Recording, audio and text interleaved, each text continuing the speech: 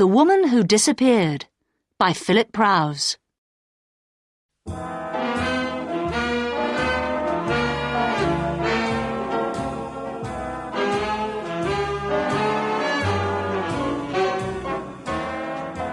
Chapter 1.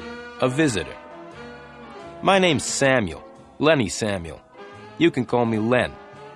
I'm a private eye. A private eye is a private detective. A detective who will work for anyone who will pay him. I'm not a policeman. I work on my own as a private eye. My office is on the west side of Los Angeles, on the 4th floor of a high building. There are only 2 rooms in my office, the outer room and the inner room. The outer room is the waiting room. There are 4 chairs in the waiting room, although there are never 4 people waiting to see me. In fact, there is usually no one at all waiting to see me. In the inner room, there's a cheap wooden desk. There's a big wooden chair for me to sit on, and on the opposite side of the desk, there's a low metal chair for my visitors. The rest of the furniture in my office consists of a large, empty metal cupboard and a low bed in one corner. When there is a lot of work, I sometimes sleep in the office. The notice outside my door says, L. Samuel, Private Detective. That's me. I'm quite tall, nearly 2 meters, and I weigh 80 kilos. A lot of men say that I'm ugly, but women seem to find me attractive. I've got brown eyes, brown hair, and very nice teeth. I had a good nose, too, until someone broke it in a fight last year. Recently, I haven't been very busy. In fact, I've had very little to do. However, I did have some work last month. It all started late one afternoon when I was sitting in my office. I had just finished cutting my nails and I was about to clean them. Suddenly, I heard someone walk into the outer room. I always leave the door of the outer room open in case anyone wants to come in and see me. When I heard the footsteps in the outer room, I wasn't very surprised. I thought that someone had made a mistake and come into the wrong office. It was probably someone looking for the doctor next door. But a moment later, there was a very quiet knock on the door of the inner room. "Come in," I shouted, and put away the scissors I had been cutting my nails with. The door opened, and in walked one of the most beautiful women I had ever seen. She was about 18 years old, with blue eyes and long blonde hair. She was wearing a smart green coat and had a big brown handbag over her shoulder. "Excuse me," said the girl. "I'm looking for Mr. Samuel." "I'm Samuel," I said with a quick smile. "Come in and sit down." The girl didn't smile back at me. "No, I won't sit down," she said. "Well, if you won't sit down, at least come in and close the door," I replied. The girl came in, walked over, and put her handbag on my desk. "Now," I said, "what can I do for you?" "I need help," said the girl slowly, "but I don't know if you will be able to help me. Are you a real private detective?" "Of course I am," I replied angrily. "Didn't you see the notice on the office door? It says L. Samuel, Private Detective. I'm Samuel. I'm a private eye." "All right, Mr. Samuel," the girl said coldly. "There's no need to get angry. I have a little job for you." "Right," I said quickly. "What do you want me to do?" "It's very simple, really," the girl replied. "I want you to find my sister. She has disappeared."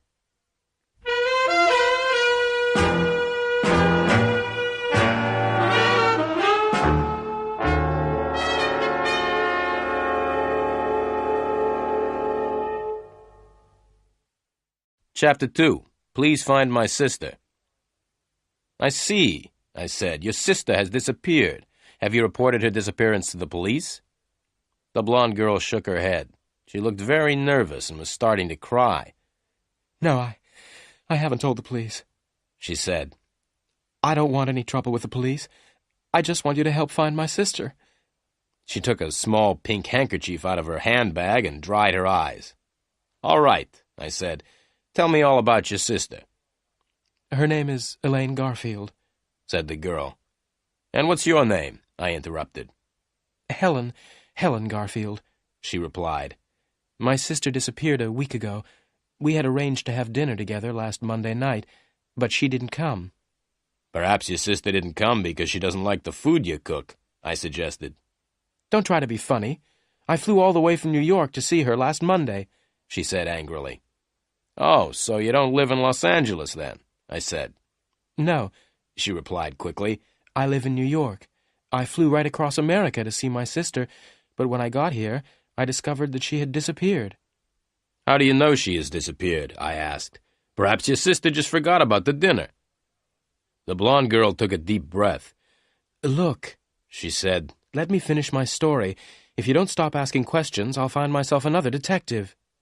"Right," I said. "I'm listening." "I waited for my sister last Monday evening in my hotel," said the girl, "but she didn't come. I telephoned her, but there was no answer. So the next morning I went to the office where she worked. At her office they said that she had been to work the day before, on the Monday.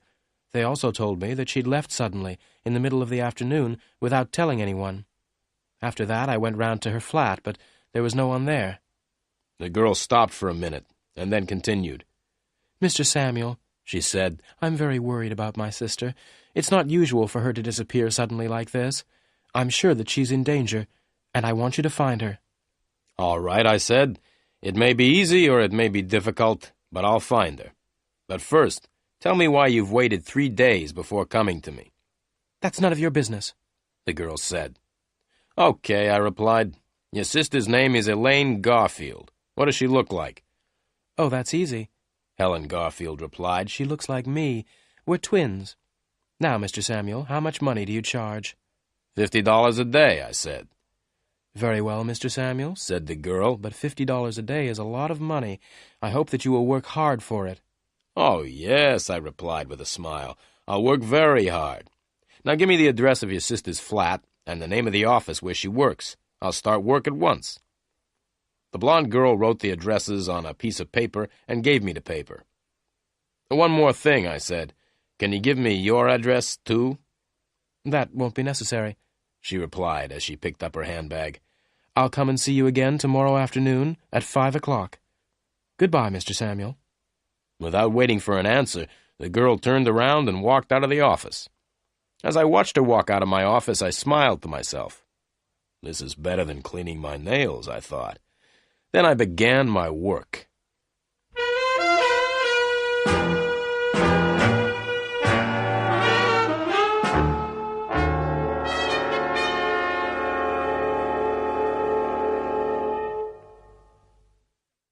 Chapter 3. The Manson Building.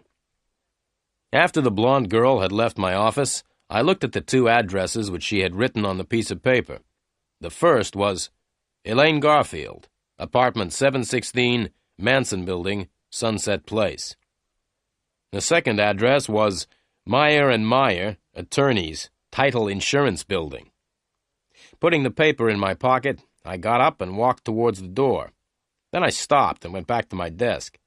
I opened the top left-hand drawer and took out my gun, a .38 Smith & Wesson. Then I put the gun back in the drawer. I decided that it was safer to leave it behind. It's easy to get shot if you're carrying a gun. I ran down the stairs, all 4 floors, and out into the street. My old gray Chrysler was outside, so I jumped in and drove off fast, towards Sunset Place. The Manson Building was a tall, ugly block of apartments. I parked the Chrysler outside and walked towards the big glass front doors. "Hey, mister," a voice said. I continued walking. "Hey, mister," said the voice again. "You can't leave your car there." I stopped and turned around. A man in a gray uniform was standing by the Chrysler. "Hey, mister," the man repeated. "You can't park your car here." "Why not?" I asked. "Because only people who live in the Manson Building can park here," he replied. "So," I said, "how do you know that I don't live in the Manson Building?" "Because I'm the porter," the man replied. "I work in the entrance of the building and let people in and out of the door. I know everybody here." "Right," I said. "Then please let me in." The porter and I walked up to the big glass front doors, and he let me in. "Who do you want to see?" the porter asked. "Miss Elaine Garfield," I said. "She lives in apartment 716. "I'm sorry," the porter replied. "Miss Garfield is out." "When did she go out?" I asked, trying not to look interested. "Mind your own business," said the porter. "I'm not going to tell you, and I'm not going to let you go up to Miss Garfield's apartment when she's not there." "Why don't you go for a walk?" I said to the porter, and put $5 in his hand. I gave the porter the money to make him go away. The porter shook his head. "No," he said. I gave the porter $5 more. "Now go for a long walk," I said. The porter went out into the street, and I went up to apartment 716, Miss Elaine Garfield's apartment.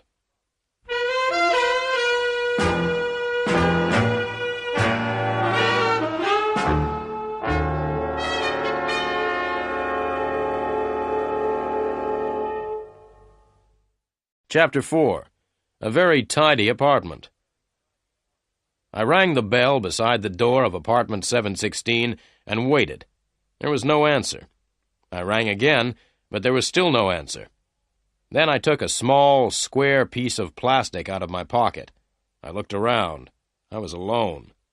I pushed the piece of plastic into the space between the door and the door frame and moved the plastic up and down.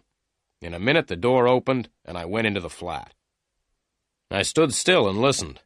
There was silence. I switched on the light and looked around. It was a modern apartment. I was standing in the living room. Through an open door on my left, I could see the bedroom, which was very neat and tidy. I looked in the wardrobe. It was almost empty. That's funny, I thought. People who disappear don't usually take most of their clothes with them. They only take their clothes if they've been planning their disappearance for a long time. I walked back into the living room and searched it carefully, but I found nothing to explain Elaine Garfield's disappearance. Then I went into the kitchen. The kitchen was also very clean and tidy. There were no dirty plates or cups. There was no old milk in the refrigerator. Everything was in its place. Well, I thought, there's only the bathroom left to search now. The bathroom, too, was empty and clean. I walked quickly around the flat, making sure that I hadn't forgotten anything. I wiped everything I had touched with my handkerchief because I didn't want to leave any fingerprints. Then I switched off the lights and opened the door to leave. But I didn't leave. There were two men standing outside the door. One of them was short and had red hair and a nasty smile. The other was quite tall and was wearing a hat pulled down over his face. The one with the hat was holding a gun, and the gun was pointing at me. I tried to close the door, but the red-haired man put his foot out to stop the door closing. I let go of the door. The door opened, and both the men came in. The one with the hat was in front, and he was still carrying the gun. "Hold your hands up in the air," said the man with the gun. Then he turned to the red-haired man. "See if he's got a gun on him, Joe." Joe, the red-haired man, came over towards me. I waited.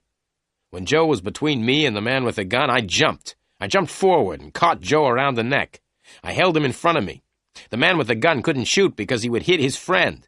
"Right," I said to the man with the gun. "Get out of the way. I'm leaving now, and I'm taking your friend with me." Holding Joe in front of me, I walked slowly towards the man with the gun. Then something went wrong with my plan.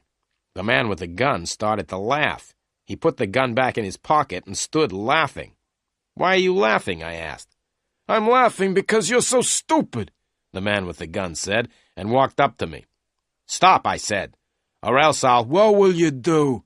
asked the man with the gun. "You can't do anything. I'm the one with the gun." As he said this, the man leant forward. He pulled Joe out of my hands and hit me in the face. I must say that I wasn't expecting to be hit in the face. It hurt. It hurt even more when he hit me again, and I fell on the floor. I lay still on the floor, hoping that the two men would go away. But they didn't go away. Instead, they picked me up and hit me hard on the head. Everything went black. I lay on the floor. I was unconscious.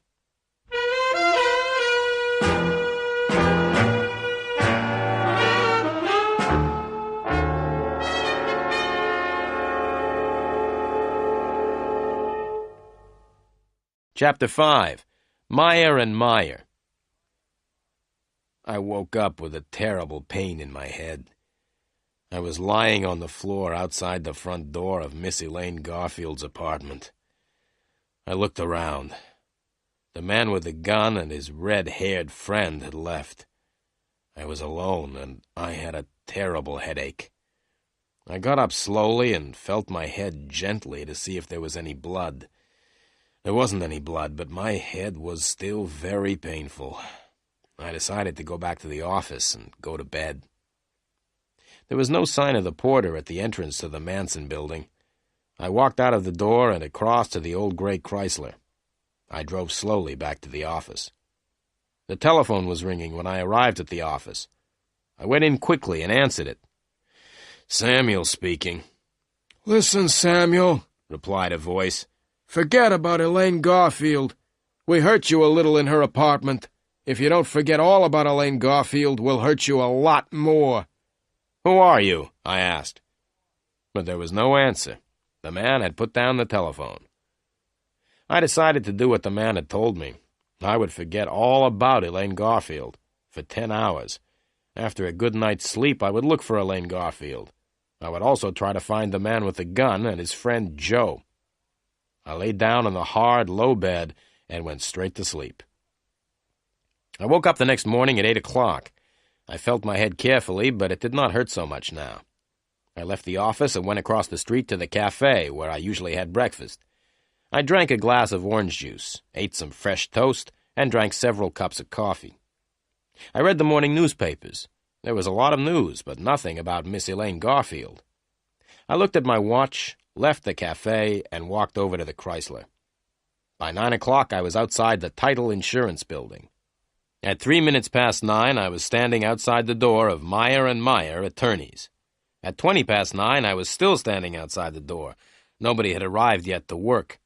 At 9:30, the first secretary arrived, and at 18 minutes to 10, I was sitting in Mr. Meyer's office. "Well, Mr. Meyer," I said, "my name's Samuel, and I'm a private detective." "I'm pleased to meet you," Mr. Meyer said politely. He was about 55 years old, with a gray suit, gray hair, and a gray face. "Does Miss Elaine Garfield work here?" I asked. "Yes, she does," Mr. Meyer said, "but she hasn't been to work since Monday. Why do you want to see Elaine?"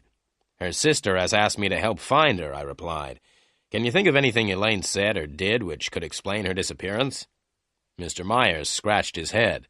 "No," he said, "I'm afraid I can't help you." "Who did Elaine work with?" I asked. Mr. Meyer looked at me. "Why do you say, 'Who did Elaine work with,' and not, 'Who does Elaine work with?' Elaine's not dead, is she?" he asked. I looked straight back at Mr. Meyer. "I don't know if Elaine is dead or not," I said. "Would you be very sad if she was dead?" "Yes, of course I would be sad," Mr. Meyer replied angrily. "Are you trying to suggest that I know where Elaine is?" I smiled. "Now, don't get excited, Mr. Meyer," I said. "Can you tell me the name of anyone who works with Elaine? Anyone who shares a desk with her or works in the same room?"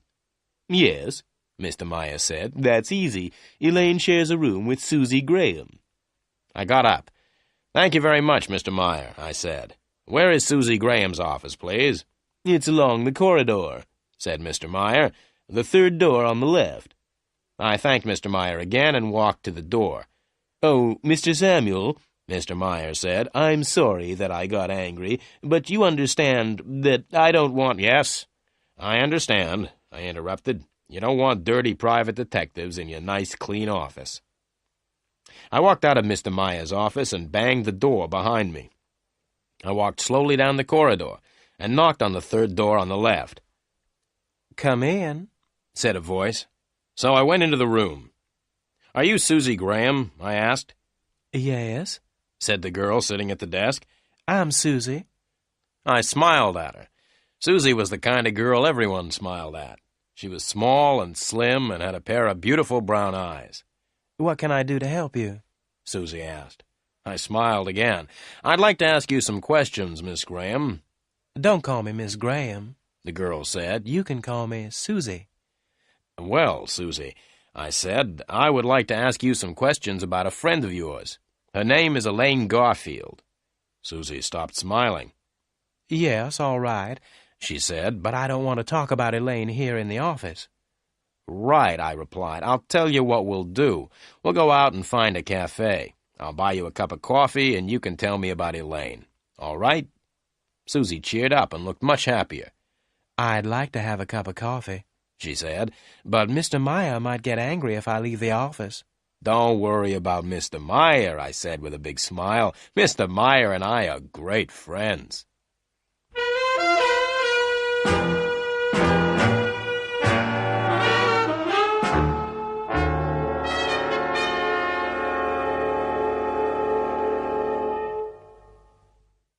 Chapter 6. Susie. Susie put on her coat, and we left the office together. We found a little cafe just opposite the Title Insurance building. In the cafe, I told Susie why I was asking questions about Elaine Garfield. "Elaine's twin sister, Helen, thinks that Elaine has disappeared, and she has asked me to find Elaine," I said. "Helen told me that she came to Meyer & Meyer last Tuesday. She was told that Elaine had left work suddenly last Monday afternoon. Is that right?" Susie nodded. At least part of it's right, she said. Elaine was at work last Monday, and she hurried off in the middle of the afternoon. Susie stopped for a minute, and then she continued. But I don't remember seeing Elaine's sister Helen on Tuesday. In fact, I didn't even know that Elaine had a sister. "Elaine's sister lives in New York," I explained. "Now, can you remember last Monday afternoon? Did Elaine give any reason for leaving suddenly?" "Oh, yes," Susie said. "Elaine said that she wasn't feeling well and was going to lie down." "Did Elaine receive any visitors or phone calls last Monday afternoon?" I asked. "No, I don't think so," said Susie. "No, wait a minute. I think... Yes, Elaine did receive a phone call just before she left." I smiled. "I don't suppose that by chance you might have heard any of the telephone conversation?" "Certainly not," Susie replied. "I don't listen to other people's phone calls." "Can you think of any reason why Elaine disappeared?" I asked. "No," Susie replied. "Elaine was always very friendly with everyone, and she didn't seem to have any troubles." "Did Elaine have any special friends? Any men or women she talked about a lot?" I asked. "No, not really," Susie replied. "Elaine and I used to be quite friendly, and we went out dancing together a lot, but recently we haven't been out together at all." "I understand," I said, though I really didn't understand anything at all. "Can you remember the last time you went out together? Can you remember the place you went to?" "Oh, that's easy," Susie said quickly. "We went to the Las Cabanas Club. We always went there. It was about a month ago. We had an argument there, and we haven't gone out together since." "What was the argument about?" I asked.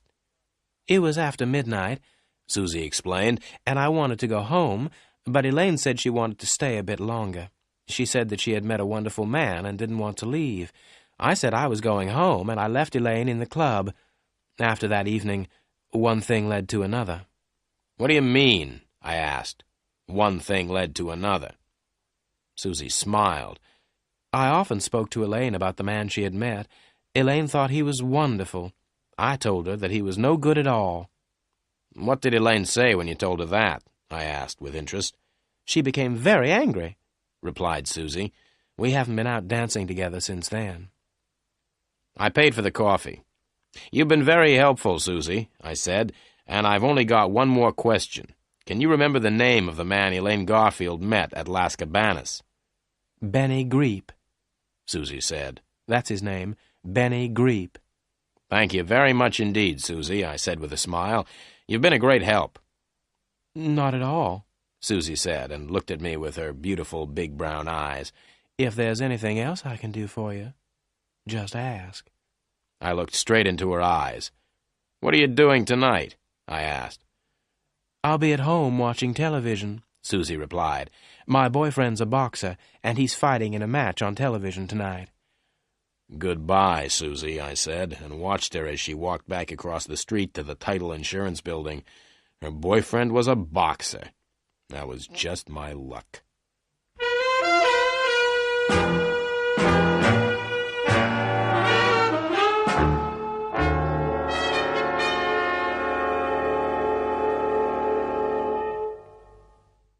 Chapter 7. Benny Greep. I looked at my watch. It was nearly 11 o'clock. I went back into the cafe and asked if I could look at the telephone book. I turned to L and ran my finger down the outside of the page. Soon I found the name I was looking for, Las Cabanas. I looked more closely. The address was Las Cabanas, 232 Golden Drive, telephone 323-0313. I left the cafe and walked over to where I had parked the Chrysler. It wasn't time for lunch yet, so I decided to go and see what Las Cabanas was like. It took me nearly 20 minutes to drive there, and another 10 minutes to find somewhere to park. Have you ever seen a nightclub in the daytime? It's a very depressing sight. At night, the nightclub seems wonderful. However, at 11:45 in the morning, it looks old, empty, and dirty. The man I met at Las Cabanas looked old, empty, and dirty, too. I rang the bell for 5 minutes before he answered the door. Even then, he didn't open the door itself. Instead, he opened a small window in the door. "What do you want?" he asked. "The club doesn't open until 10 o'clock tonight." "I'm looking for someone," I said. "Someone called Benny Greep."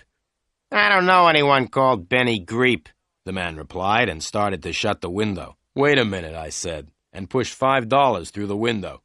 "That's better," the man said, and he opened the door and let me in. I followed him across the dance floor. The man was a cleaner. He picked up a brush and began to clean the floor. "Do you know where I can find Benny Greep?" I asked the man again. "If you come back tonight at 10 o'clock, you'll find Benny Greep here," the man said. "Benny plays the drums in the band." I gave the man another $5. "Where can I find Benny now?" I asked. The man picked up a piece of paper from the floor and wrote an address on it. I took the paper and left immediately. As I drove the gray Chrysler away from Las Cabanas, I looked at the address the cleaner had written. 5314 Arvida Street, West Los Angeles. 5314 Arvida Street was an old block of apartments. I gave the porter a couple of dollars, and he told me which was Benny Greep's apartment. I walked up the narrow, dark stairs until I came to the 5th floor. I was looking for apartment 507. I knocked on the door of apartment 507 and waited. There was no answer, so I rang the bell. No answer. I knocked again, hard. There was still no answer. I pushed against the door, and it opened easily. I waited. There was no sound from the apartment, so I went in. The light was on, and the curtains were drawn. The apartment was very small. There was one main room, which was used as the living room, dining room, and bedroom. The room had 2 doors. One of the doors led into the kitchen, and the other into the bathroom. The main room was very untidy. The table was covered with dirty plates and glasses, and there was a full ashtray lying on the floor. There was a strange smell in the room. I looked into the kitchen. The kitchen was also dirty and untidy. I walked across to the bathroom and opened the door. Benny Greep was in the bath.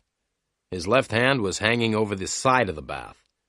The hand had neatly cut nails, and there was a gold ring on one finger.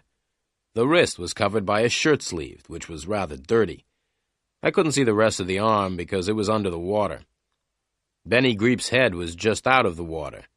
He had a handsome face and quite long black hair. His eyes were wide open. The only other parts of his body out of the water were his feet, but I couldn't see his toes because he still had his shoes and socks on. The bath water was red. I pulled out the plug in the bath to let the water out. When the bath was empty, I looked at the dead man more closely. He had been dead for several hours. He had been shot in the chest and then pushed into the bath. I looked on the floor by the bath. There was blood there, too, and I was standing in it. I moved back and cleaned the blood off my shoes with some water. Then I quickly looked round the main room again. The dead man's coat was lying on a chair, and I felt in the pockets. I found a few dollars and a driving license. The driving license had a photograph of the dead man on it. The license belonged to Benny Greep, and the address in the license was 5314 Arvida Street, West Los Angeles. The dead man in the bath was definitely Benny Greep.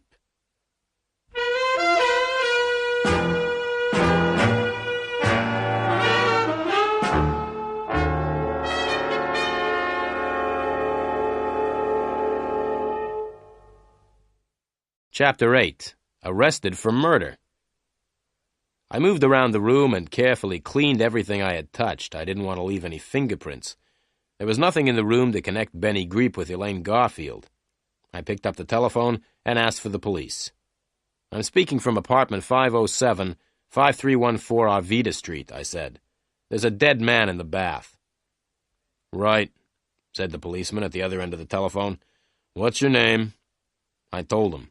"Don't touch anything," the policeman said, "and stay where you are. A police car will be there in a few minutes." I put down the phone and sat down to wait. 3 minutes later, I heard the police car coming. The car stopped outside the building, and I could hear heavy feet running up the stairs. 2 policemen walked into the apartment. They were both wearing ordinary clothes and looked hot and tired. One was about 25 years old, the other about 40. The older policeman came up to me and showed me his police papers. Where's the body? He asked. I pointed to the bathroom. Both policemen went into the bathroom to have a look. The younger one came back first, shaking his head. All right, said the younger policeman. Why did you do it? Do what? I asked in surprise. Why did you kill your friend in the bath? Said the young policeman. He wasn't my friend, I replied. I don't care if he was your friend or not, said the policeman. Tell me why you killed him. I didn't kill him, I said calmly. Then what are you doing here? Asked the older policeman, coming in from the bathroom. My name's Lenny Samuel, I explained. I'm a private detective, and I came here to talk to Benny Greep. The door was open, and so I came in. I looked in the bathroom, and I found the dead man in the bath, so I telephoned the police. The dead man is Benny Greep. Why did you want to talk to Benny Greep? The younger policeman asked. I'm sorry, I can't answer that, I replied. Who are you working for? Asked the older policeman. I'm sorry, I can't answer that either, I said. As far as I know, Benny Greep's death doesn't have anything to do with the person I'm working for. Tell me who you are working for, shouted the younger policeman angrily. Take it easy, said the older policeman to the younger one. You stay here until the other police arrive. I'm going to take Mr. Samuel down to the police station. I kept quiet and followed the older policeman out of the room and down the stairs. Outside the building, we got into my old Chrysler. The policeman drove. We were soon at the police station, where the policeman locked me in a small room. I sat down on a hard wooden chair in the locked room and tried to sleep. It was no use getting angry or upset at being arrested for murder. That is something you have to get used to if you are a private detective. It happens all the time. But I could not sleep. I was thinking about all the things which had happened since I had met Helen Garfield the day before. I couldn't sleep because several things were worrying me. But I couldn't remember what those things were.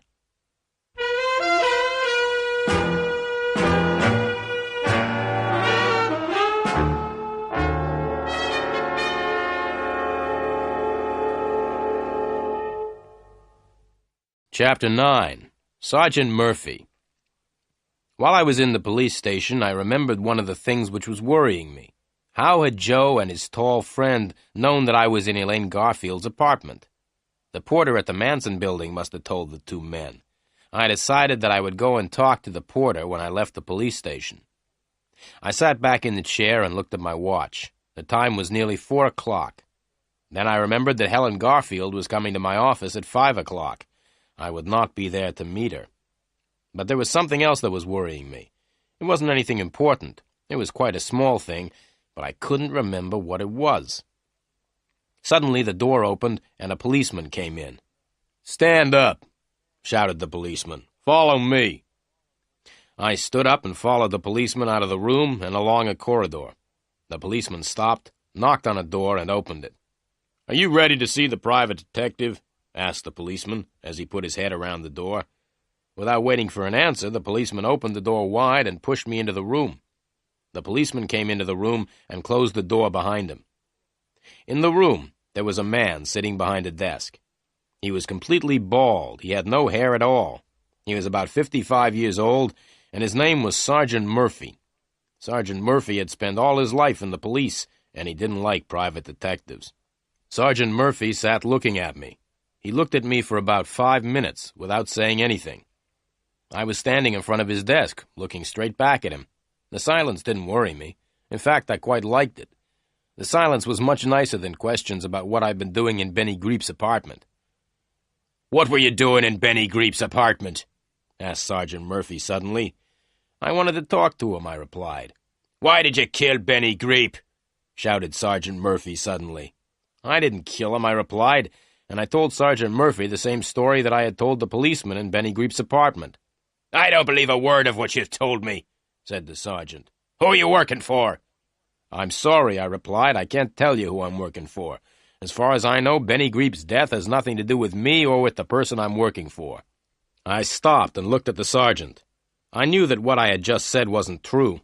In fact, I thought Benny Greep's death was connected with Elaine Garfield's disappearance, but I couldn't tell the police. Helen Garfield had said that she didn't want the police to know about her sister's disappearance. Sergeant Murphy looked me straight in the eyes. "I hate all private detectives," he said slowly. "And you are the private detective that I hate the most. I don't think you're telling me the truth. I think you're hiding things from me. I think you know more about Benny Greep's death than you say you do. And you are going to tell me all you know. Now!" "I've already told you all I know," I replied quietly. Sergeant Murphy's face went red. The red color went up until it covered all of his bald head.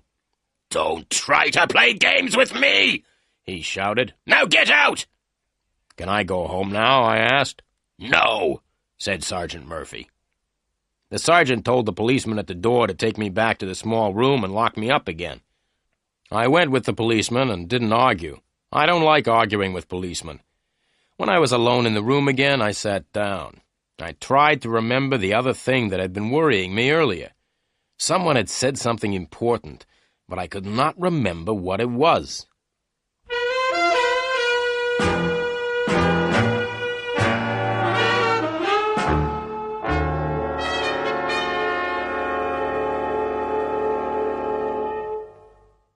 Chapter 10. The Yellow Car. I looked at my watch. It was 5:30. I was still at the police station. I'd seen Sergeant Murphy once more during the afternoon. It hadn't been a pleasant meeting. I hadn't told the sergeant who I was working for, and I hadn't told him why I'd wanted to talk to Benny Greep. 5:30. I wondered if Helen Garfield was waiting for me at my office. Suddenly, the door of the room opened, and Sergeant Murphy came in. "Get out," he said. "I've decided to let you go. Now go before I change my mind." I went before Sergeant Murphy changed his mind. As I got my car out of the police garage, I wondered why Sergeant Murphy had let me go. As I drove away from the police station, I noticed a small yellow car behind me. A minute later, I looked in the mirror again. The small yellow car was still behind me. I drove a little faster, and then suddenly turned right up a narrow street. At the end of the narrow street, I turned left, and then left again. Soon I was back on the main road. I looked in the mirror. The yellow car was still right behind me. So that was why Sergeant Murphy had let me go. The sergeant had ordered some policemen to follow me. They were going to watch what I did and who I met. I drove straight back to the office. As I parked the car outside, I noticed the yellow car had stopped across the road. I ran up the stairs and into my office. The door to the outer room was open, as usual, but the room was empty. Helen Garfield wasn't there. But there was a letter on the table, on top of the magazines. I picked the letter up and read it. "Dear Mr. Samuel, I came here at 5 o'clock and waited, but you didn't come. I must see you urgently. Meet me at Las Cabanas at 11:30 tonight. Helen Garfield." I put the letter in my pocket and looked at my watch. It was just after 6 o'clock. I had 5.5 hours before the meeting with Helen Garfield. There was plenty of time to go to the Manson building and talk to the porter. I got into the Chrysler and drove off towards the Manson building. The small yellow car was still following me.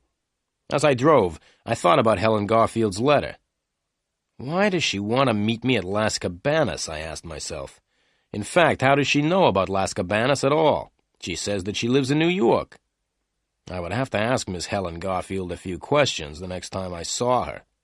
But the most important thing now was to get away from the yellow car, which was still following me. I was going to the building where Elaine Garfield lived, and I didn't want the police to know. There were 2 men in the yellow car. I turned right, and the yellow car followed. I stopped, and the yellow car stopped. I turned the Chrysler around, and the yellow car turned around.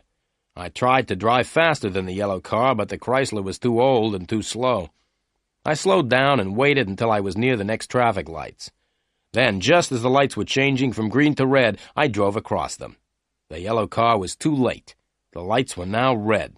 But that didn't stop the car. It drove straight past the red light. Then, as I looked angrily in my mirror, something happened which made me laugh. A policeman on a motorbike drove after the yellow car. The policeman made the driver stop because he had driven past the red light. I drove away as fast as possible. In my mirror, I could see the driver inside the car arguing with the policeman on the motorbike. It was the funniest sight I had seen for a long time. I drove on towards the Manson building, happy to have escaped. I may even have sung a little because I was feeling so good.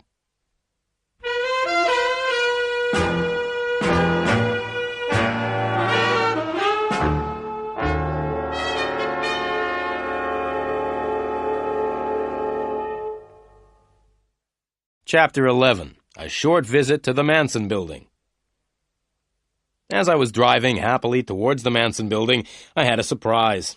I looked in the mirror. The yellow car was coming up fast behind me. I drove as fast as I could, but the yellow car got closer and closer. Just then, a dog ran across the road in front of the Chrysler. I braked hard, and the tires screamed as the Chrysler stopped suddenly to avoid the dog. Then there was the scream of more tires as the driver of the yellow car tried to stop. There was a loud crash and a bang as the small yellow car ran right into the back of my big old gray Chrysler. The two men in the yellow car weren't hurt, but their car was badly damaged at the front. Oil and water were running out onto the road. The old Chrysler was not damaged at all. I got out and walked back to the yellow car. "You ought to be more careful," I said to the driver. "You were driving very dangerously. It's lucky for you that my car isn't badly damaged." But, the driver began to say, but I did not wait to listen. I ran back to the Chrysler, jumped in, and drove on. The last I saw of the yellow car was the two men pushing it to the side of the road. I was soon at the Manson building, and I went into the hall to look for the porter. I couldn't see him anywhere. Then I noticed a door with a sign on it saying Porter. I knocked quietly, but there was no answer. I opened the door slowly and looked into the room. The porter was sitting at his desk, asleep. His feet were on the desk, and he was lying back in his chair. I walked quickly and quietly into the room and closed the door. I went up to the desk and noticed a piece of paper lying by the telephone. There was a telephone number written on the paper. 323-0313. Las Cabanas, I said to myself. That's the telephone number of the nightclub. Without waking the porter, I left the room. I had found out what I wanted to know. The two men who had hit me on the head had probably come from Las Cabanas. The porter must have telephoned them when I went up to Elaine Garfield's flat. I was now very interested in Las Cabanas. Elaine Garfield used to go dancing there with Susie. Benny Greep worked there before he was killed.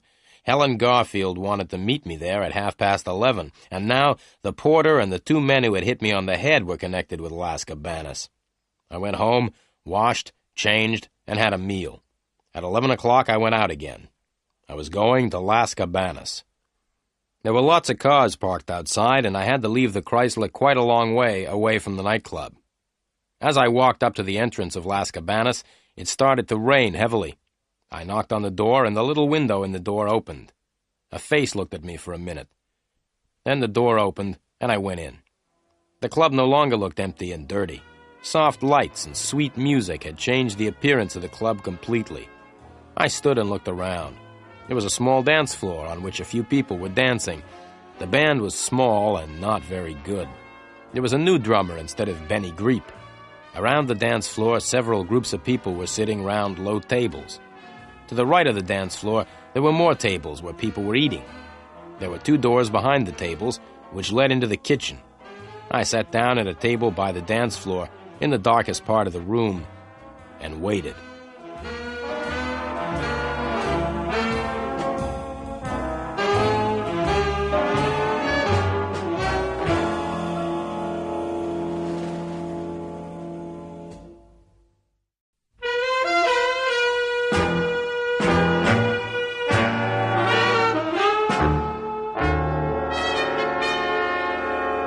Chapter 12. Las Cabanas. Exactly at 11:30, Helen Garfield came into the nightclub. She was looking as beautiful as ever, but seemed to be a little worried. Her blue eyes looked around the room until she saw me.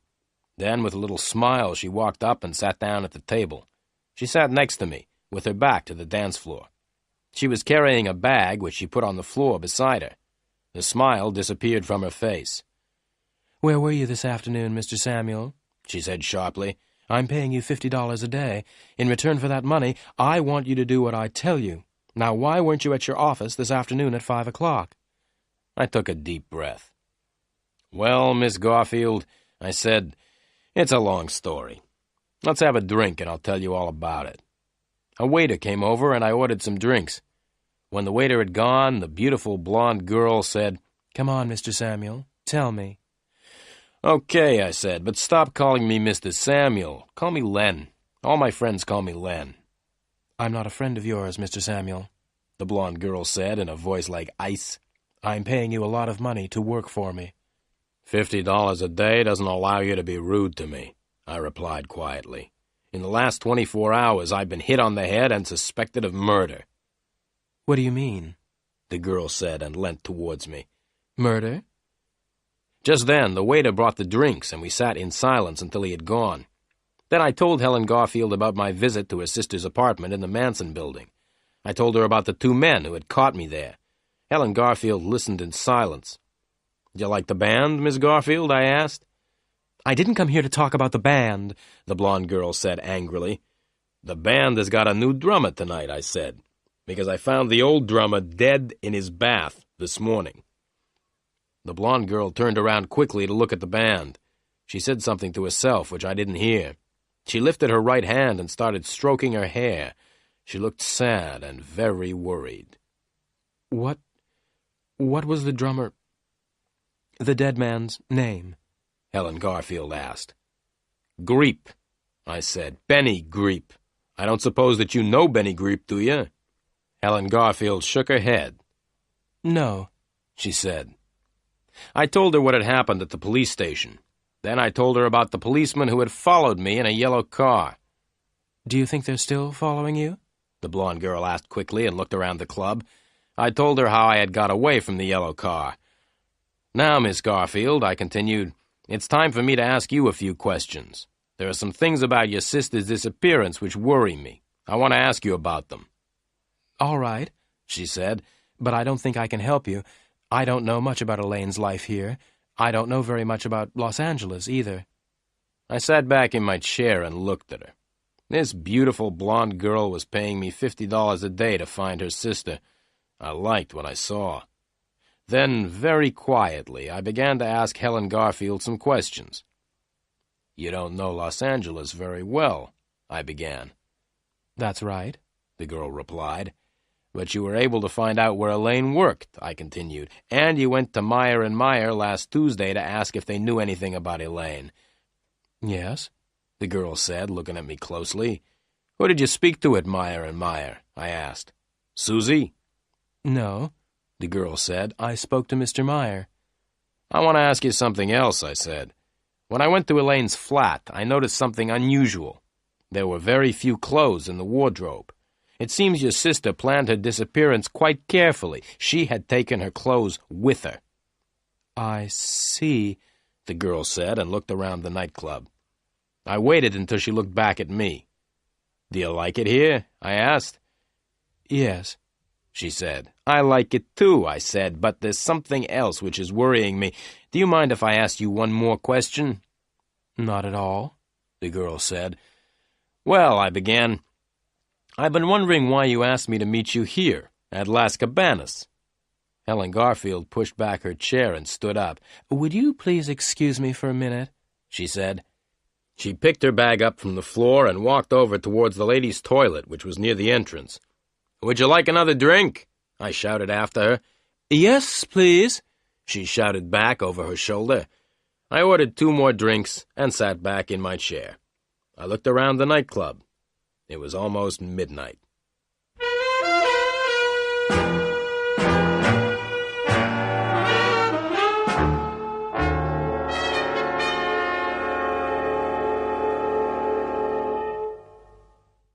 Chapter 13. Helen Garfield Leaves.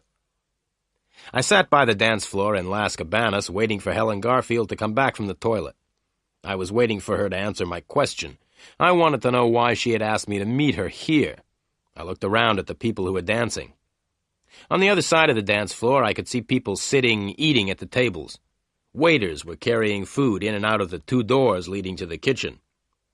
I looked at my watch again. It was 12:05. Helen Garfield was taking a long time. I finished my drink and ordered another one. At 12:10, I got up and walked over towards the entrance. There was a man standing by the front door of the nightclub. I asked him if he had seen Helen. "The beautiful blonde with blue eyes?" the man asked. "Yes," I said. "She left nearly a quarter of an hour ago," said the man. "Are you sure?" I asked. "Yes," the man replied. "She asked me to get her a taxi." "Did you hear her give the taxi driver an address?" I asked quickly.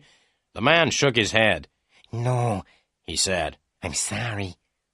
I thanked the man and walked back to my seat. Why did Helen Garfield leave without telling me, I asked myself. Perhaps some of the questions that I asked made her angry. Just then I looked up and saw a man walking across the dance floor towards me. I recognized the man. He was short, with red hair. He was looking at me and smiling in a rather unfriendly way. It was Joe, one of the men who had found me in Elaine Garfield's apartment. I decided to leave. I stood up and started to walk towards the door. I didn't want to meet Joe again. As I walked towards the door, I thought that I heard someone shouting. "Excuse me, sir," said a voice. I didn't stop or look around. Then I heard the voice again. "Excuse me, sir, you haven't paid your bill." I had forgotten to pay for the drinks. The waiter came running up to me, and I quickly took out $10 and gave them to the waiter. "You can keep the change," I said as I gave him the money. Without waiting for a reply, I turned and hurried towards the door. Then I heard the waiter's voice again. "Excuse me, sir. Excuse me, sir," he said. I stopped and turned around. The waiter came up to me. "Excuse me, sir. $10 is not enough," he said. "The price of your drinks is $12. "Las Cabanas is very expensive," I said, as I gave the waiter another $5. "Now you can keep the change." Then I stopped thinking about money. Joe was walking quickly towards me. I turned around and ran towards the door as fast as I could. I got to the door and was just about to leave Las Cabanas. I was happy because I had escaped. Then I got a surprise. There, standing by the door of the nightclub, was Joe's tall friend. It was the same man who had hit me on the head in Miss Garfield's apartment. The tall man had seen me coming and had moved in front of the door. Now I couldn't get out.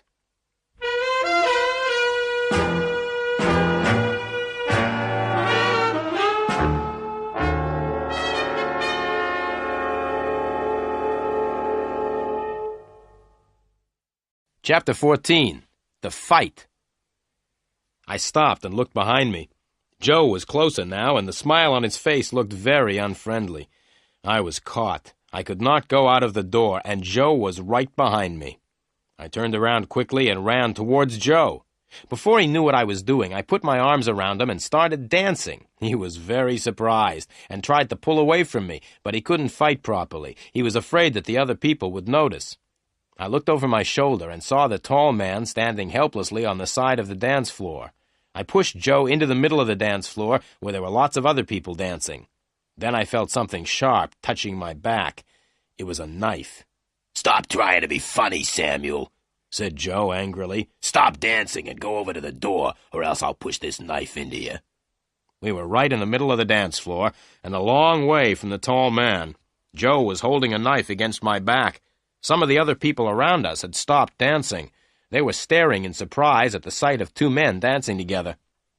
I lifted my foot and kicked Joe's leg as hard as I could. He gave a cry of pain and fell to the floor. I looked around to see where I could run to. Joe's tall friend was coming through the dancers towards me. I turned around and ran off the dance floor. I looked back over my shoulder and saw that both Joe and his friend were following me. I ran between the tables, where people were eating. The floor was slippery, and I fell over. As I fell, I knocked over a table, and the plates of food and glasses fell on top of me. I got up quickly and ran out through one of the doors into the kitchen. Then I stopped and counted to 5. As Joe and his tall friend were coming towards the door, I pushed the door closed as hard as I could. There was a loud bang as the men ran into the door. I smiled and turned round, but I did not smile for very long. 3 cooks were coming towards me with big kitchen knives in their hands. I looked at the cooks and at the knives they were holding. I thought about running towards them and trying to fight them. I decided that it would be a stupid idea to try and fight 3 big men with knives. To my left, there was a very big saucepan full of boiling soup on the stove. I picked it up and threw it at the cooks. There were loud cries of pain as the hot soup hit the 3 men. Just then, the door opened behind me. Joe and his tall friend stood in the doorway, and the tall man was holding a gun. There was a loud bang as the gun went off. The bang was followed by a scream of pain from one of the cooks because the tall man had shot him in the foot by mistake. I quickly picked up a large pile of dirty plates and threw them at Joe. He saw the plates coming, and he tried to move away. As he moved, he slipped on the floor and fell onto a pile of broken plates. Without waiting, I ran to a door at the back of the kitchen. The door was locked, and I banged against the door with my shoulder. The lock broke easily, and I pushed the door open. As I ran out into the dark street, I could still hear the shouts and cries coming from the club. I came to the Chrysler and bent over to open the door. Just then there was a noise behind me. I turned around and saw a man with his arm raised. Then I felt a terrible pain in my head. Everything went black. I fell to the ground, unconscious.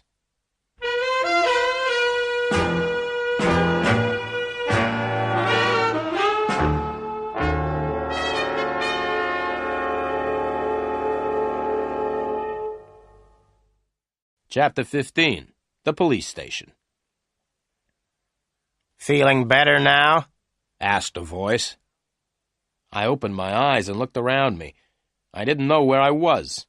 I was lying on something hard, and there was a bright light on my eyes. "Where am I?" I asked.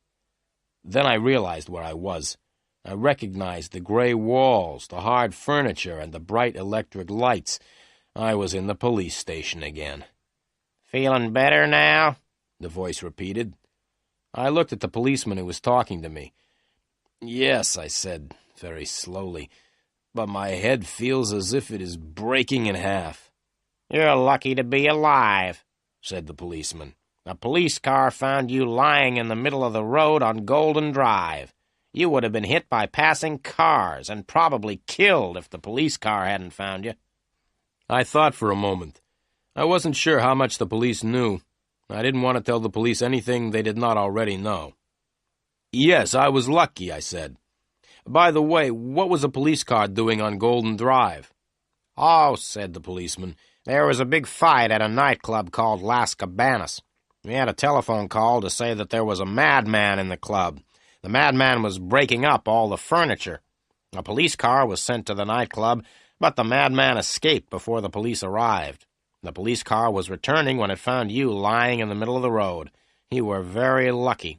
The car nearly ran right over you." I smiled. "I don't feel very lucky," I replied. "In fact, I feel terrible." "Never mind," said the policeman. "Can you walk?" I stood up and walked a few steps. My head hurt, but otherwise I felt all right. "Yes," I said, "I can walk." "Good," the policeman said. "Let's walk along the corridor, then, and have a talk with a friend of yours." We went along the corridor. The policeman stopped at a door and knocked. There was a shout from inside the room, and the policeman opened the door. I walked into the room, and the policeman followed. He shut the door and stood in front of it.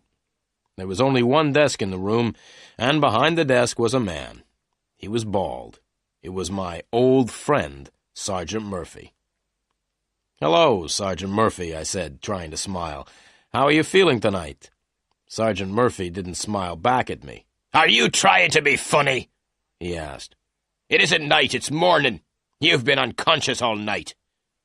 "Oh," I said. "Now," said Sergeant Murphy, "let's begin. I want you to tell me why you were lying unconscious in the middle of Golden Drive at 12:30 last night. You were a danger to the traffic." "I thought that the traffic was a danger to me," I replied, but the sergeant didn't even smile.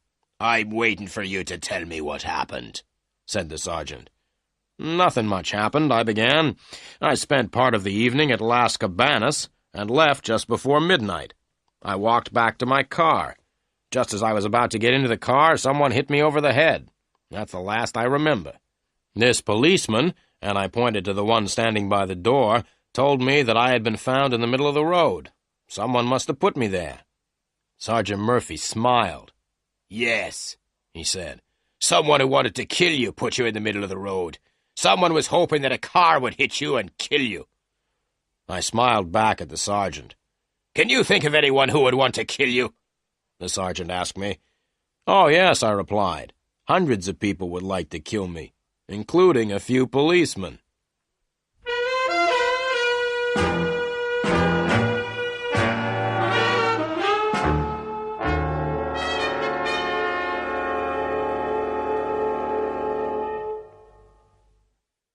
Chapter 16.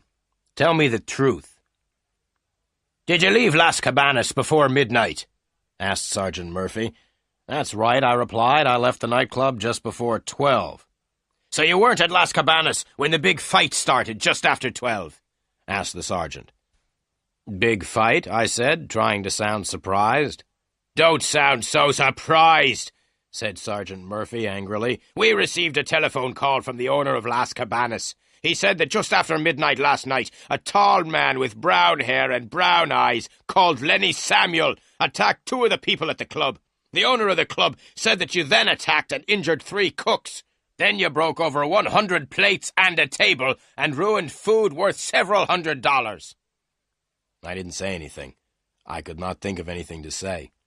"Did you really do all that?" Sergeant Murphy asked in a different voice. The sergeant sounded both surprised and pleased. "Did you really do all that on your own, or did you have men to help you?" "I did it all on my own," I said, beginning to feel a little proud of myself. "You know that you could go to prison for 6 months for what you did last night?" the sergeant asked. He was laughing as he said it. I wasn't laughing. I couldn't see anything funny about 6 months in prison. "Look," Sergeant Murphy said, "I'm not stupid." I agreed with the sergeant that he was not stupid.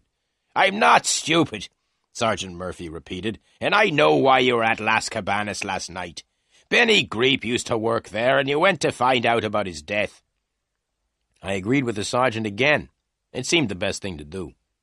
"Now," Sergeant Murphy said slowly, "I'm interested in Las Cabanas. The club is owned by people who are criminals, but we can't prove that they have broken the law. I'm also interested in Benny Greep's murder. Now, what I suggest is this. Tell me all you know about Las Cabanas and Benny Greep, and I will let you go. If you tell me all you know, you won't go to prison for the fight at the nightclub. But I want the truth, not the lies you told me yesterday." I took a deep breath and started to tell the sergeant what I knew. I told him about everything except Elaine Garfield. I wasn't sure how closely Elaine Garfield was connected with Benny Greep's death, so I told the sergeant that Helen Garfield from New York had asked me to find out about Las Cabanas. Sergeant Murphy asked me for Helen Garfield's address in New York, and I said I didn't know it. Then the sergeant asked me where Helen Garfield was staying in Los Angeles. I said I didn't know. I told Sergeant Murphy all that I knew about Benny Greep, except that the drummer had known Elaine Garfield. Then I asked him about the 2 men in the yellow car who had followed me. The sergeant smiled and said that the 2 men were policemen. Finally, I told him about the fight at Las Cabanas. Sergeant Murphy listened to everything. When I had finished my story, he looked at me in silence for a few moments. "Right, Samuel. I hope that you've told me the truth, and all the truth. If you've been telling me more lies, I'll make sure that you go to prison for 6 months because of the fight at Las Cabanas. Now you can go." I stood up. "Thank you," I said with a smile. "Sit down," he said, "and listen. You can go, but you must promise to tell me anything you find out about Las Cabanas and about Benny Greep." "I promise," I said quickly, and stood up. "Wait a minute," said Sergeant Murphy. "I've one more thing to tell you. I'm going to telephone the New York police. I'm going to ask them to find out all they can about Helen Garfield. If the police in New York discover that you've told me lies about Helen Garfield, you will be in very serious trouble." I told the sergeant not to worry and thanked him very much. I left the police station feeling very happy because Sergeant Murphy had let me go. I called a taxi and went out to Golden Drive to get the Chrysler.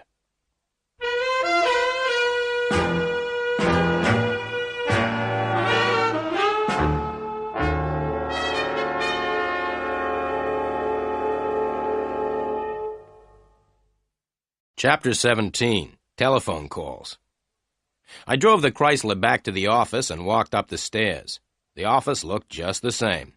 There were no letters for me. I went down to the cafe and had a late breakfast.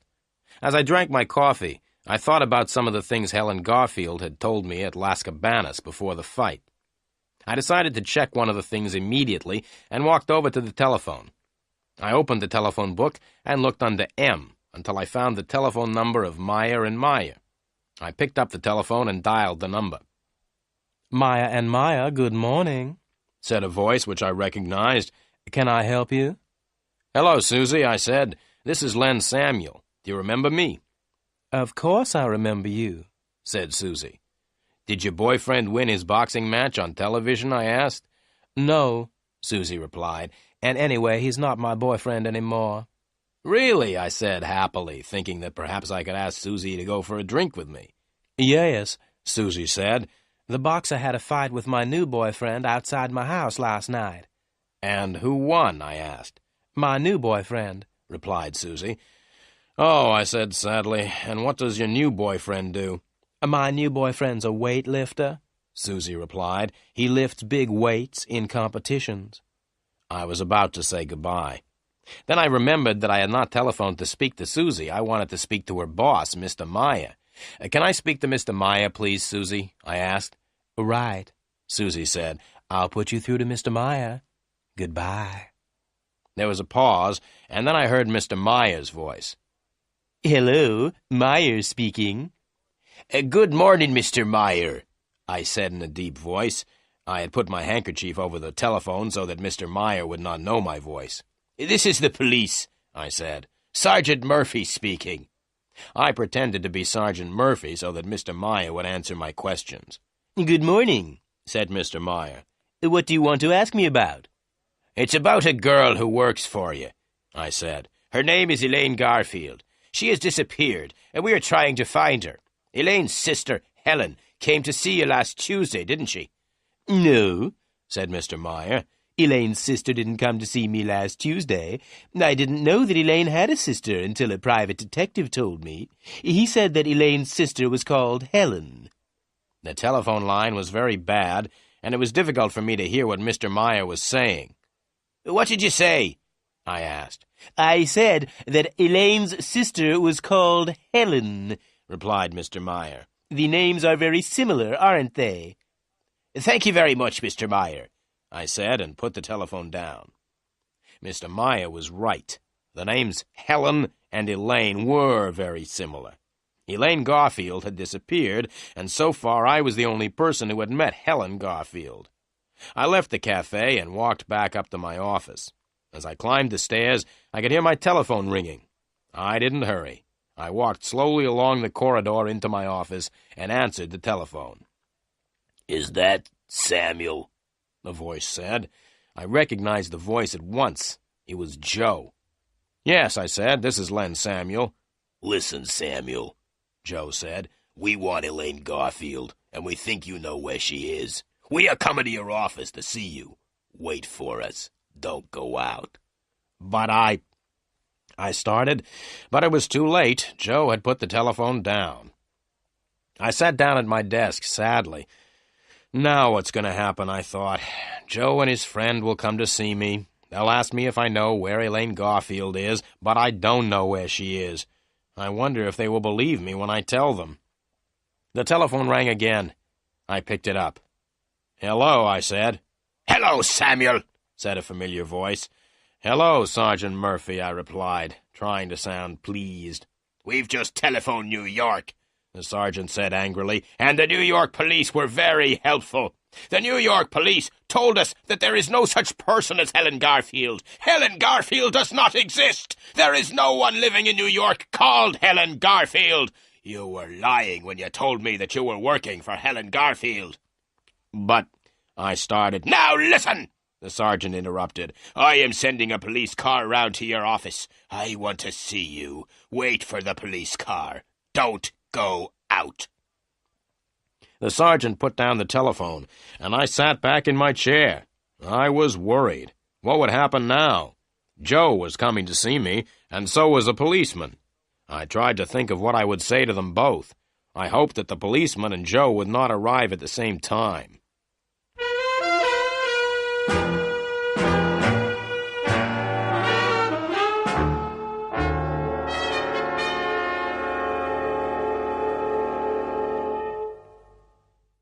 Chapter 18. I find Elaine Garfield. The telephone rang again. I was afraid to answer it. The telephone continued ringing. Finally, I did answer it. "Hello," I said. "Is that Mr. Samuel?"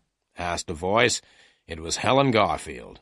"Yes, Miss Garfield," I replied. "This is Len Samuel speaking."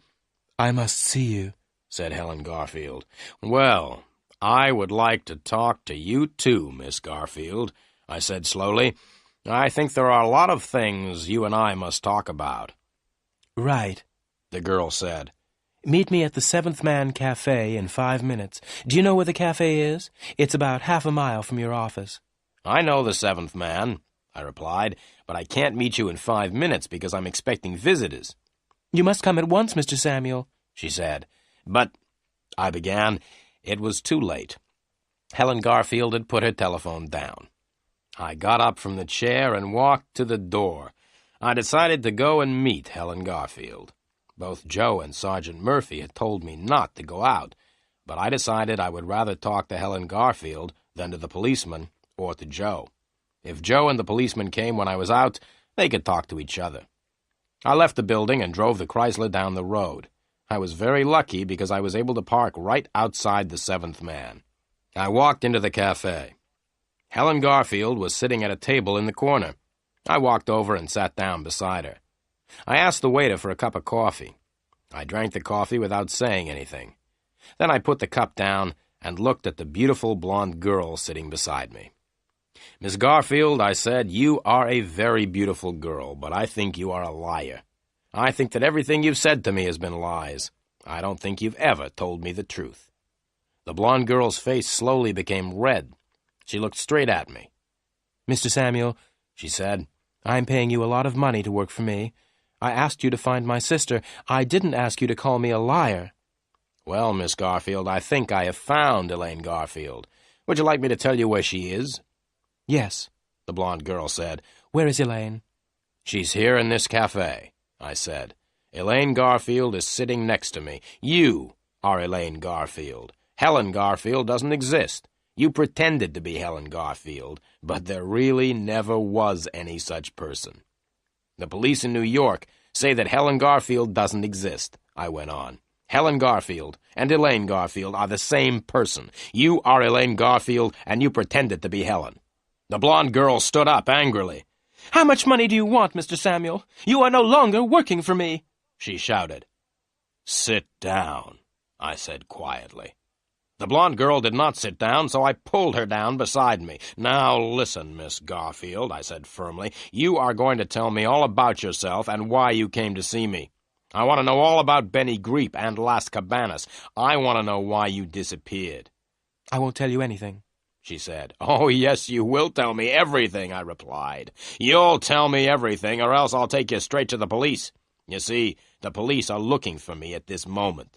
The police think that I may have killed Benny Greep," I continued. "The police know that I had a fight at Las Cabanas last night. A red-haired man and his tall friend are also chasing me. They are the 2 men who started the fight at Las Cabanas. They will try to kill me if I don't tell them where you are. So you see, Miss Garfield, I think you had better tell me everything. I'm the only person who can help you." The blonde girl sat in silence for a minute. Then she began to cry. "All right," she said. "I'll tell you everything. I am Elaine Garfield."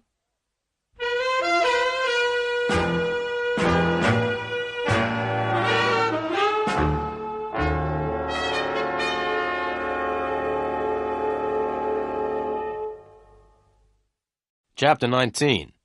Everything is explained. I looked at the blonde girl.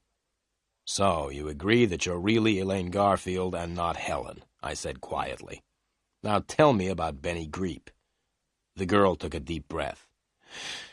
Susie Graham and I used to go out dancing together a lot, said Elaine.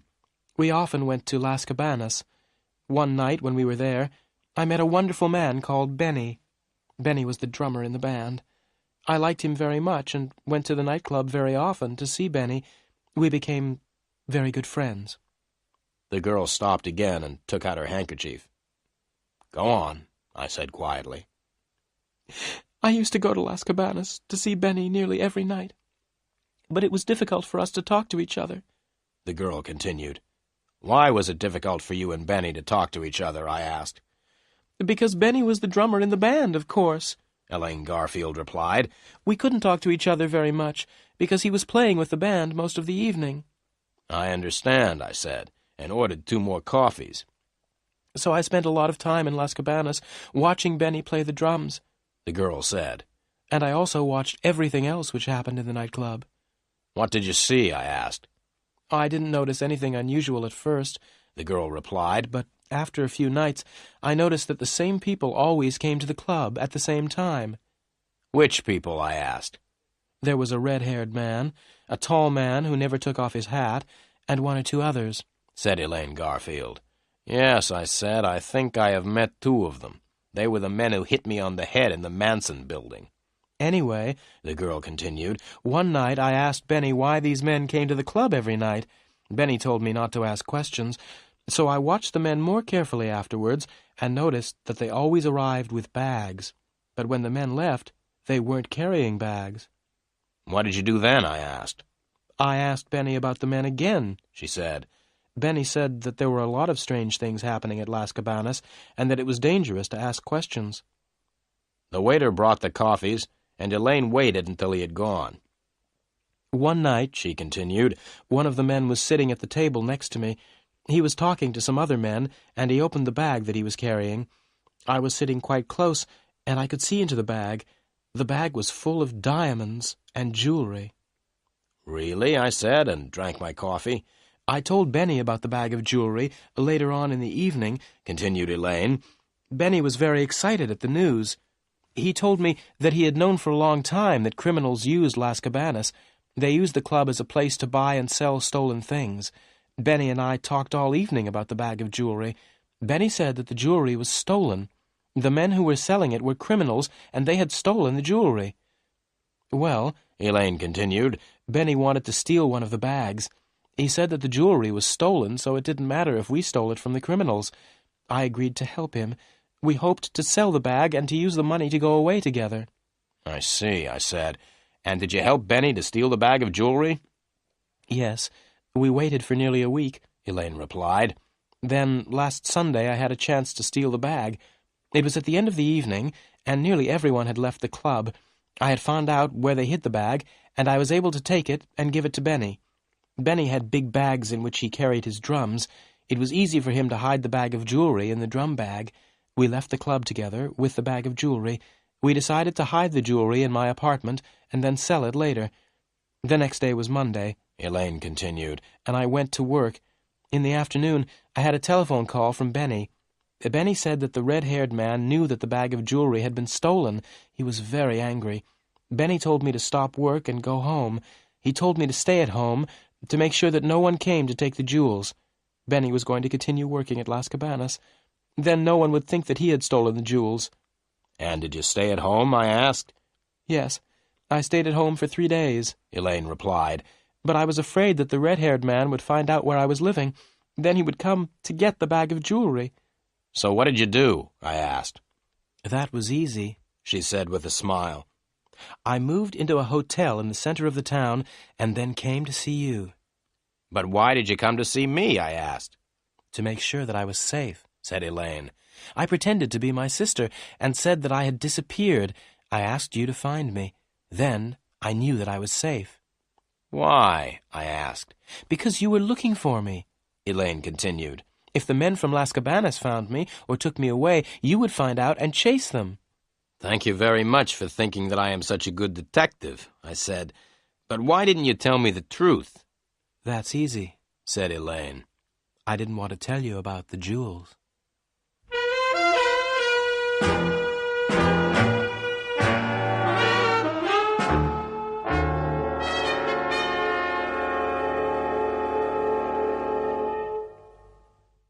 Chapter 20.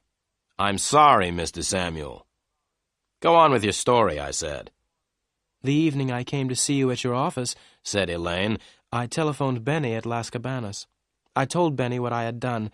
Benny told me that the red-haired man knew that we had stolen the jewelry. Benny told me that there would be no trouble if I brought the jewels back to Las Cabanas the next night. You were stupid to trust the red-haired man, I said.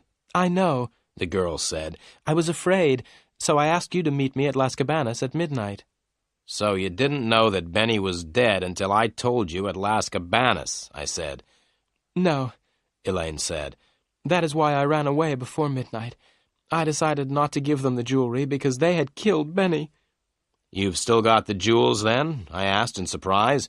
Where are they? Here, Elaine said, and pointed to a small bag under the table. I reached under the table, picked up the bag, and opened it. The bag was full of diamonds and jewelry. Just then I heard a voice, and at the same time, Elaine screamed. "Give it to me," said the voice. I looked up quickly and saw Joe standing beside me. His tall friend was right behind him. "Give me the bag," said Joe once again. "How did you know I was here?" I asked. "You parked your car right outside," said Joe with a laugh. "Now give me the bag." I passed him the bag. As I gave him the bag, I jumped to my feet and hit Joe hard in the face. He tripped and fell heavily onto the floor. I moved towards the tall man, who was still standing a few feet away. I was about to run at him, but then I stopped. The tall man had taken a gun from his pocket, and the gun was pointing straight at me. "Right," said the tall man. "Don't move or else I'll shoot you." Joe got up from the floor. He still had the bag of jewelry in his hand. Together, Joe and his friend with the gun walked towards the door. They walked backwards to make sure that Elaine and I did not try to get the bag back. As the two men reached the door, I started to laugh. "What are you laughing at?" shouted the man with the gun. "Look behind you," I said. Both men turned around and looked. In the doorway of the cafe stood Sergeant Murphy with two other policemen. Sergeant Murphy jumped on the tall man with the gun, and Joe ran back into the cafe. I stepped forward to stop Joe, and he ran straight into me. We both fell on the floor, and the two policemen ran up. One of the policemen held Joe. The other policeman held me. "They are the criminals," I shouted, pointing at Joe and his friend. "Not me." "You are all coming down to the police station," Sergeant Murphy said, and looked over to Elaine Garfield. "You must come too." It took a long time to tell Sergeant Murphy the whole story. In the end, he believed what Elaine and I told him. The sergeant warned me not to tell him lies again, and agreed to let me go free. Elaine told Sergeant Murphy all she knew about Las Cabanas. The sergeant was very pleased to catch Joe and his friend with the jewels. Sergeant Murphy agreed to let Elaine go free because she helped catch the criminals. As we were leaving the police station, I asked Sergeant Murphy how he had found us in the Seventh Man Cafe. "It was very lucky, really," said the sergeant. "We went to your office to see you, but you weren't there. As we were leaving, we saw the red-haired man and his friend entering. We waited, and when they left, we followed them to the cafe." "Thank you very much, Sergeant," said Elaine. "And thank you very much, Mr. Samuel." "That's all right," I said. "You are paying me $50 a day." "I'm sorry, Mr. Samuel," Elaine said. "I'm afraid I can't pay you. Now that I've given the jewels to the police, I don't have any money." I smiled and got into the old gray Chrysler and drove back to the office. I didn't say goodbye. When I got back to the office, I sat down in my chair. It's not much fun being a private eye. You get hit on the head, nearly killed and chased by the police. And you don't always get paid.